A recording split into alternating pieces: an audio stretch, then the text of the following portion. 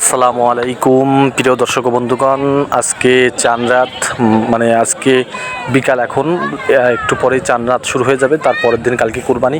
তো বন্ধুরা, আমি চলে এসেছি ছাগলের হাটে। আপনারা দেখতে পাচ্ছেন একটি বিশাল ছাগল আমার সামনে। তো বন্ধুরা, আমি ছাগলের হাটে আসছি, সব থেকে এই হাটের বিশাল ছাগলটি আপনাদের দেখালাম। তো আমি হাটটি ঘুরে ঘুরে আপনাদেরকে এবার দেখাবো। আমি বড় ছাগলটা দিয়ে শুরু করেছি। তো এখানে কয়েকটি লাল লাল ছাগল আসছে, খুবই সুন্দর।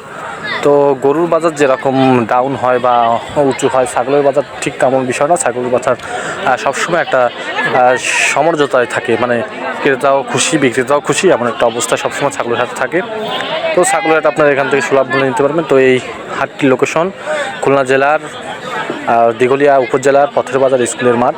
তো এখানে গরু এবং ছাগলের হাট দুটাই বসে। আমি গরুর হাট আপনাদেরকে আগে ভিডিও করে দেখিয়েছি এবং এখন ছাগলের হাট দেখাচ্ছি। তো এখানে ছোট বড় এবং মাঝারি সকল সাইজের ছাগল আপনারা পেয়ে যাবেন।